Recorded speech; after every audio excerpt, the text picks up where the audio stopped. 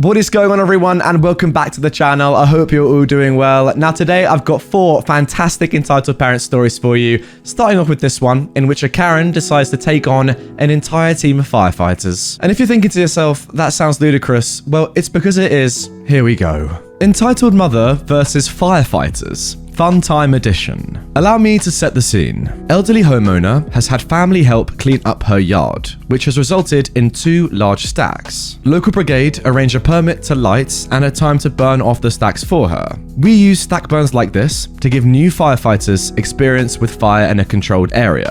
The permit is granted and neighbors are given a courtesy warning. The husband of the problem house gives the okay. Cue the day of the burn. The firefighters turn up with their 2 trucks, 1 for each stack. Hoses are laid out, a hydrant is set up as part of the training experience, and we are all ready to light. Neighboring house has a children's party on, however, smoke is expected to go straight up. The signal is given and the firefighters become happy pyromaniacs and light up the stacks, which take quite well. All is going well. Then the entitled mother enters stage left. What are you doing? You can't do that. I didn't give permission. We politely explain that we notified and provided a copy of the permit to light as a courtesy. She disappears fuming into her home. 5 minutes later, the first officer, whose name and contact deals are on the permit, gets a very angry phone call. He moves away from the trucks and fire. Then we get an evil idea. Grinch who stole Christmas evil idea. I turn to the group of kids now gathered by the fence. Who wants to have a go on the hose? Being kids, the answers was an energetic yes. We had hydrant supply, a surplus of firefighters, and the stack burns were happily burning away. We rearranged the hoses, put out a few traffic cones as targets, and had fun. The first officer comes back, sees what has happened, and grins. The entitled mother comes back out with that I won walk to find her party relocated to the fire trucks, with happy parents taking photos of their children on the hoses. Stickers, always have stickers on hand, and smiles all around. So go on, tell us we have to stop so we don't ruin your party. So not only did you absolutely inform this Karen that this event was going to be happening beforehand, she knew that and she still chose that day to do a party, absolutely fine. But then you made her party better. It's incredible. I mean, how to destroy a woman in just 5 minutes like that is insane. Incredible. Like, imagine the amount of time that she's probably thought about setting up a really cool party, getting a bouncy castle in, and then you just absolutely dominate her with your hose.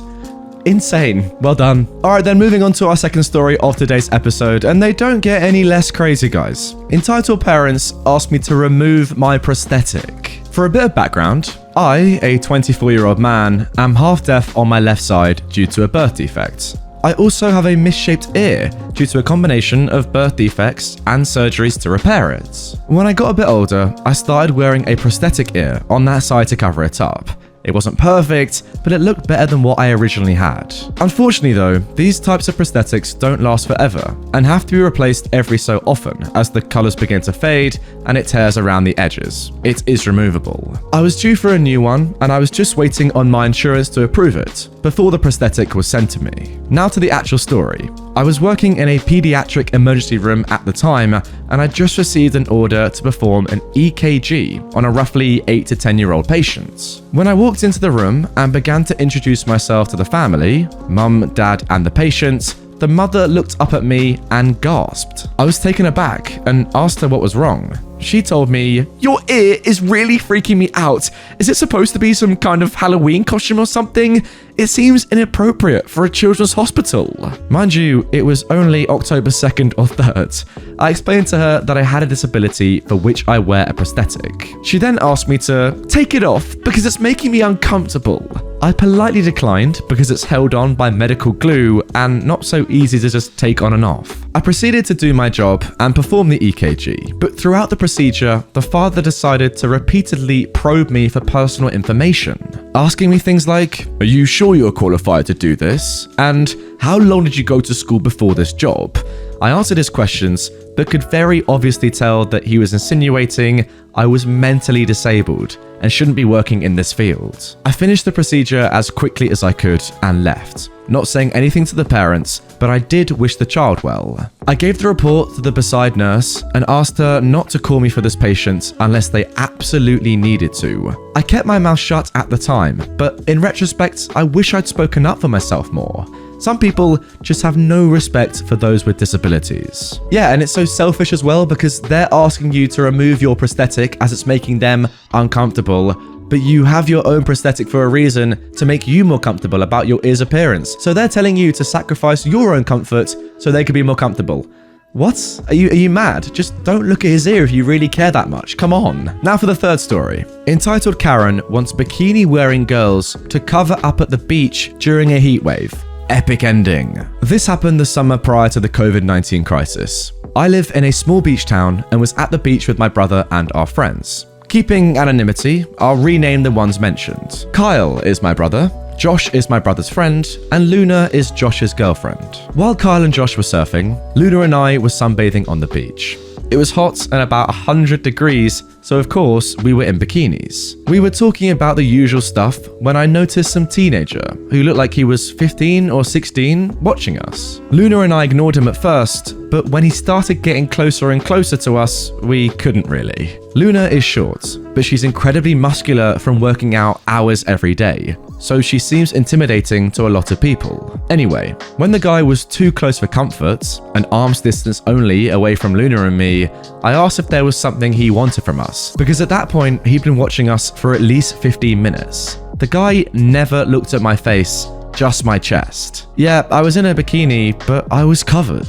The guy's mum, the Karen of this story, came over to Luna and me at this point and asked if we could cover up. Luna looked at Karen with a "really" expression, and Karen had that entitled face. "It's only fair. You're distracting my son, and I'm afraid you'll seduce him with your slut wear." Luna and I looked to each other and burst out laughing. I know it was kind of rude, but when would you hear "cover up" at the beach during a heat wave? Kyle and Josh came back to us, and Josh asked if everything was okay. Karen pitched a fit that Luna and I were seductive and flashing her son. "Only in your son's dreams, lady. We were not flashing your son." Karen looked like she was going to slap Luna, so Josh stepped between them to keep them apart. Kyle saw a patrolling cop on the boardwalk and waved him down. The police officer had red hair, like my brother and me. He waved to Kyle and me, then came over and asked if everything was alright, and if there was a problem. Karen looked smug. "These sluts were trying to seduce my baby boy.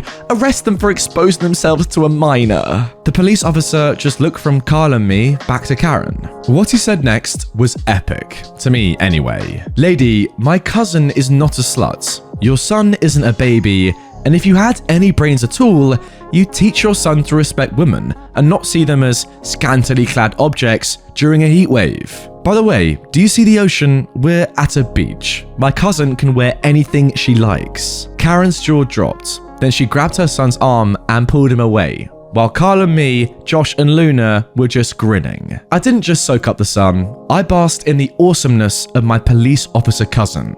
Absolutely love it. Well done to your cousin for sorting that situation out and, handling it so well. It just seems really strange, in my opinion, that this Karen was more concerned that you and your friend Luna were doing something wrong by wearing bikinis than she was about her own son gawking at people. Like, this guy, he's not a kid. He's 15, 16 years old. Surely his mother should have taught him not to stare at, women on the beach. That's insanely creepy. It's not the fault of the girls who are wearing bikinis. I mean, what else are you going to wear at the beach on a hot day like this? It's the fault of your weird, creepy son for staring at them. Don't do that and everything's fine. And now moving on to our final story, just a quick little one to finish off today's episode. Your bar isn't child-friendly. There's too much alcohol.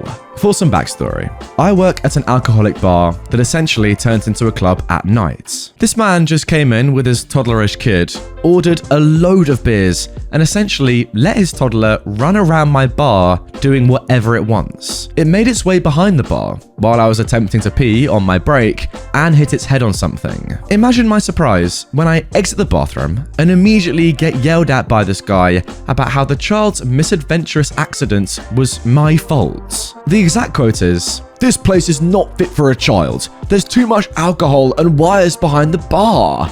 Yeah, maybe because I run a bar, not a daycare? Essentially, I hate kids and incompetent entitled parents. Well, fair play to you. I mean, I'm not gonna lie, I don't hate kids, but I definitely do hate entitled incompetent parents. That one I'm sure we can all agree on. I mean, seriously, what sort of responsible, mature parent is gonna take their kid into a bar and order loads of alcohol? What happens when you start drinking and get drunk then? Are you mad? What was going to happen there? It's never going to be good, is it? I mean, I'm sorry to say it, but for the kid, it's probably better for his health that he did hit his head that early before his dad started getting on the sauce. Because imagine, the dad gets absolutely smashed on alcohol, the kid's just there with him. Is he going to be responsible enough after drinking loads to take care of his kid? I kind of doubt it. Anyway, guys, that is going to do it for this one. Really hope you have enjoyed it. If you did and you want more from me right away, please do check out a couple more videos on screen. A couple of fantastic Entitled Parents videos right there. I'm not going to lie to you all. I would never do that. That'd be rude. If you are new to the channel as well, subscribe up here, turn notifications on so you never miss one of my daily videos. And with that all being said, I will see you all tomorrow for a brand new one. Take care, guys.